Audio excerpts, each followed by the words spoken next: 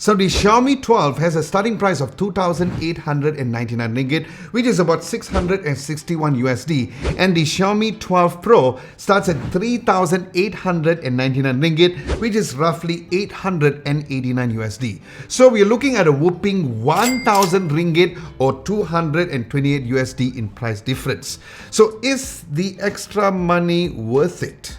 Well, let's find out in this comparison video, shall we?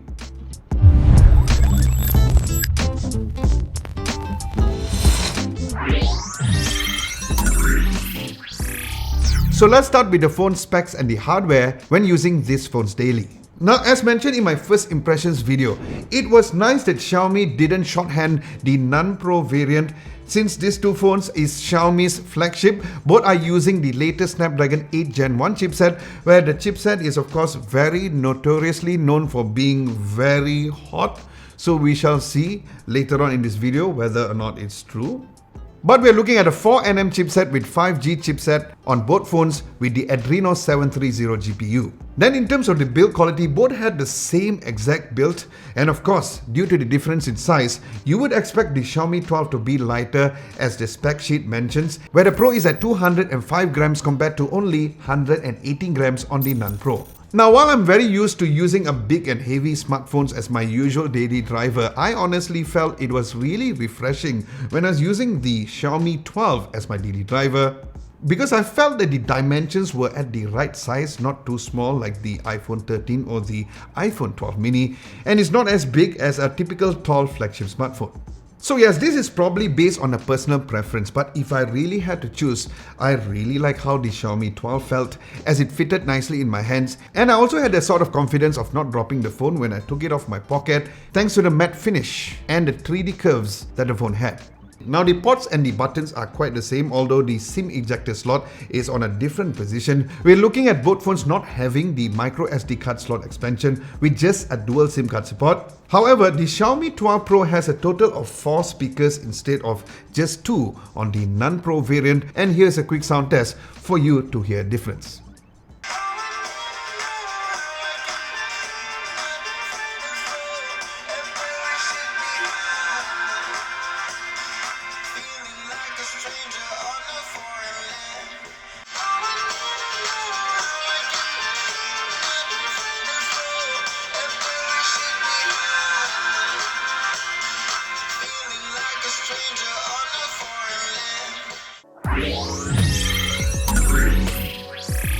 Now the displays is one of the most significant differentiating factors between both phones. While both phones has an AMOLED screen, the panel on the Xiaomi 12 Pro is an LTPO panel. Hence you're looking at not only a very high quality panel but also a more versatile panel, and here are the key differences. Firstly, while both screens had a dynamic refresh rate, while both can go up to 120Hz, the Pro variant can go down to 1Hz when you're at a static screen, and the non-Pro variant will go down but not towards 1Hz of the refresh rate. And furthermore, if you want to force the screen, you can only go to a certain refresh rate value, where the Pro has the option to choose between forcing the screen to go between 120Hz, 60Hz and 90Hz all the way, compared to the non-Pro variant where it gives you two options of changing it to 120Hz or only 60Hz refresh rate.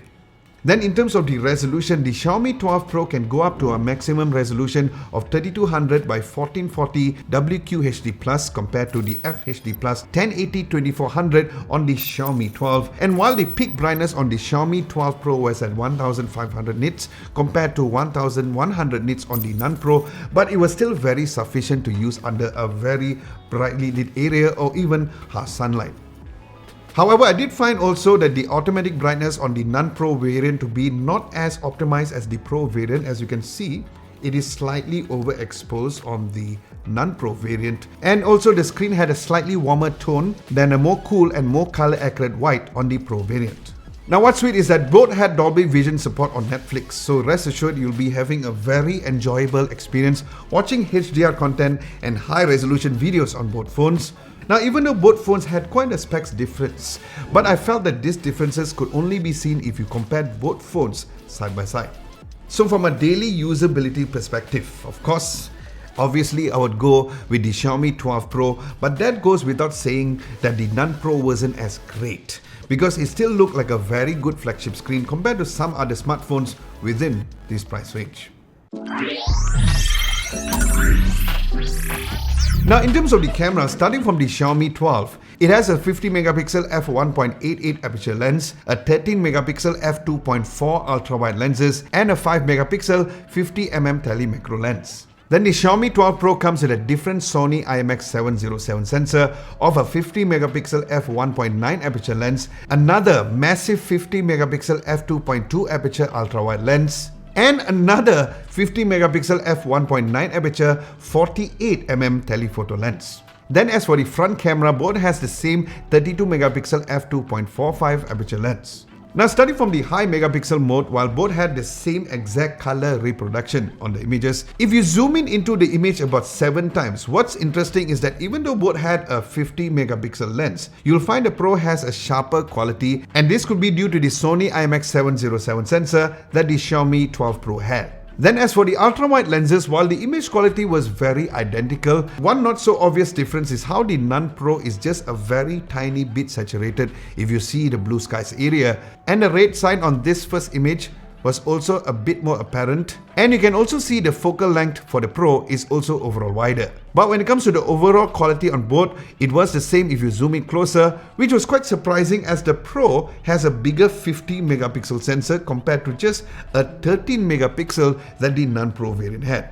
Then the main lens on each was pretty much the same all the way, with a very high dynamic range and overall sharp images. So here's where you don't see an obvious advantage of the IMX sensor compared to how it was on the high megapixel mode as seen earlier. And while both has a dedicated telephoto lens, once again, it did look pretty much the same, even with the mere 5 megapixel telephoto lens on the non-Pro compared to a massive 50 megapixel on the Pro, where you'll only see the difference in quality if you zoom in into the images, which I don't think you will be doing it anyway, so that was pretty shocking to know. But you'll start seeing the images for the non-Pro to slightly be off quality if you're looking to zoom in digitally further. So the portrait mode was quite a bizarre situation though, because when you enter the portrait mode, in the app on both phones, the non-Pro variant was wider compared to a quite zoomed in or punched in image on the Pro. And my biggest confusion is that why is this happening, since both phones has the same focal length for the telephoto lens, right? Where we are comparing between a 50mm and also a 40mm telephoto lens.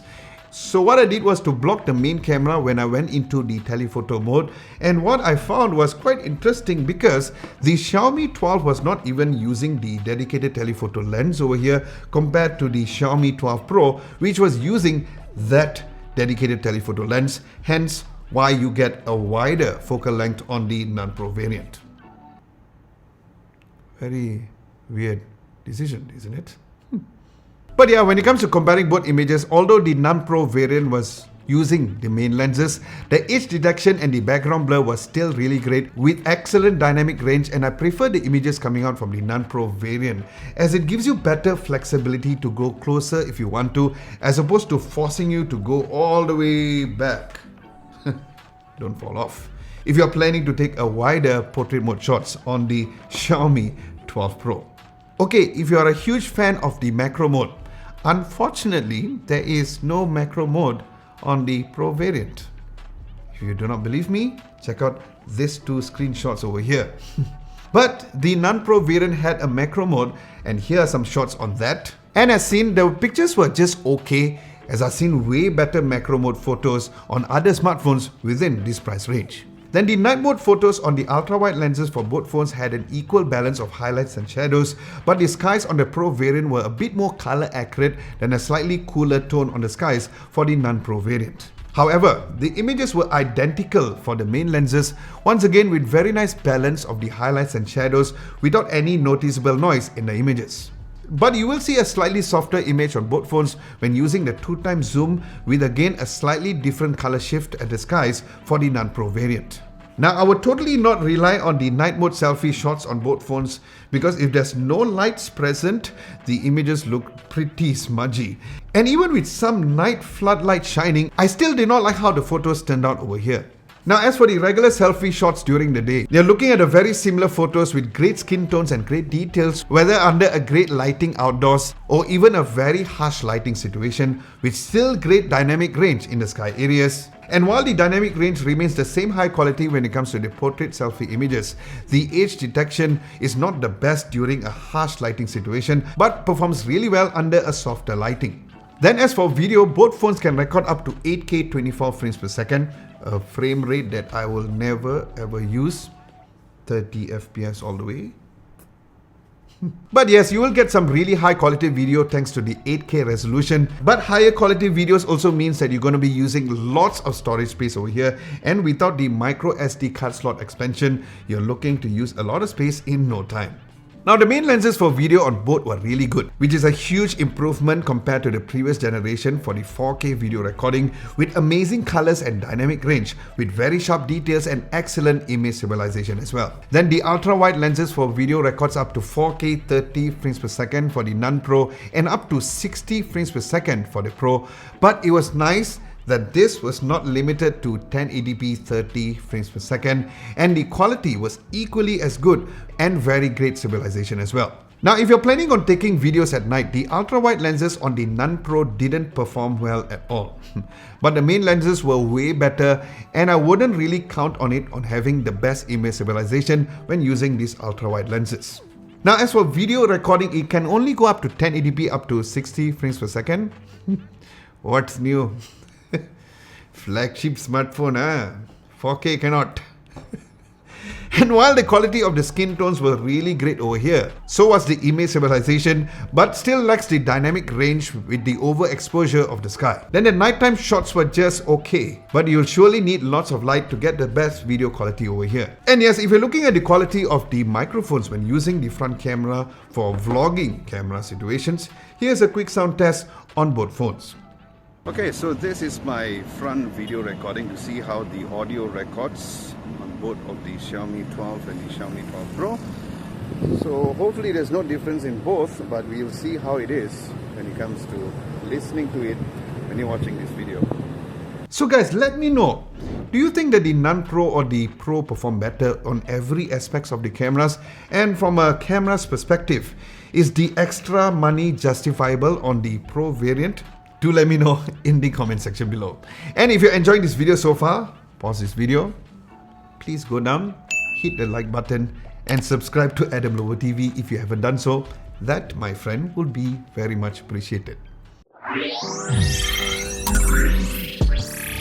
Now as for the phone's battery, the Xiaomi 12 comes with 4500 mAh of battery, and the Xiaomi 12 Pro comes with a slightly bigger 4600 mAh of battery.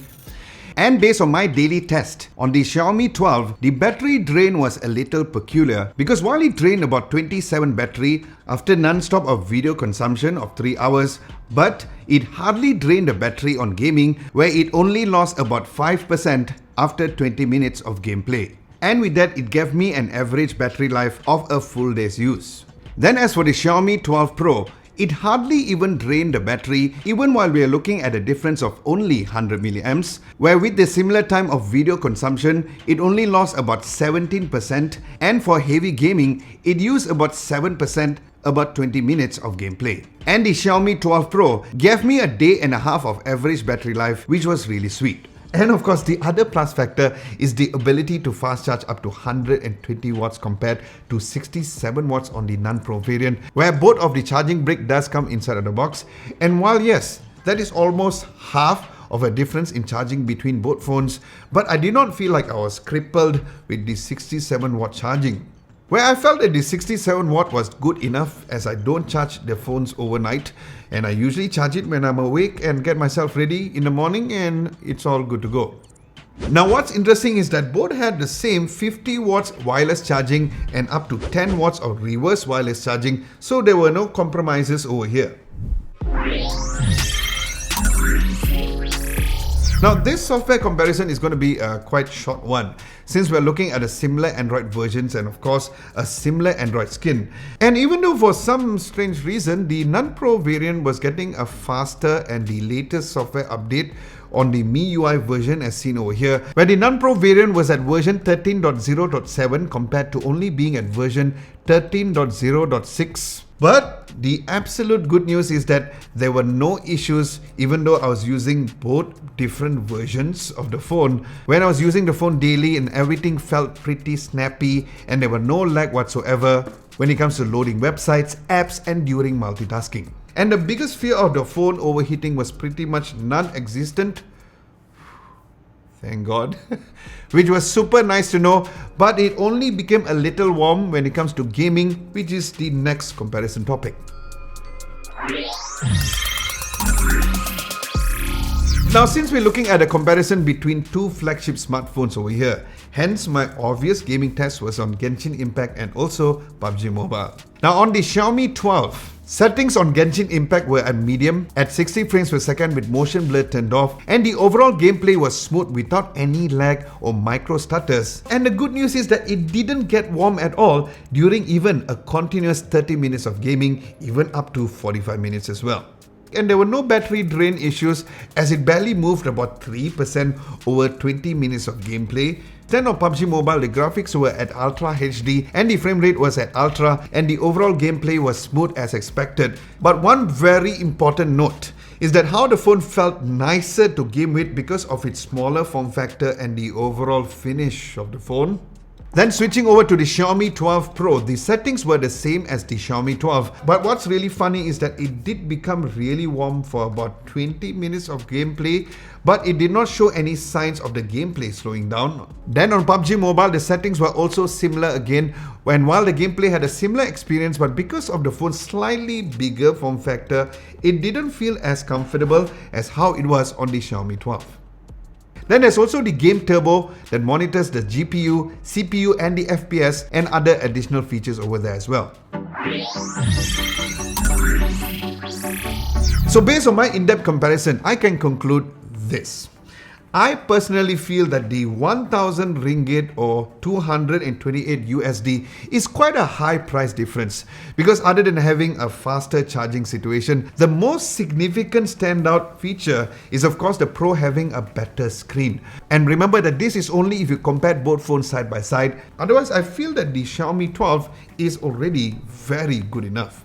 It has a very refreshing size and build quality. The cameras are pretty much the same, although we are looking at a higher spec on the Xiaomi 12 Pro, which seems like it would totally knock off the Xiaomi 12, but it wasn't the case. So yes, I would totally save the extra money and go with the Xiaomi 12.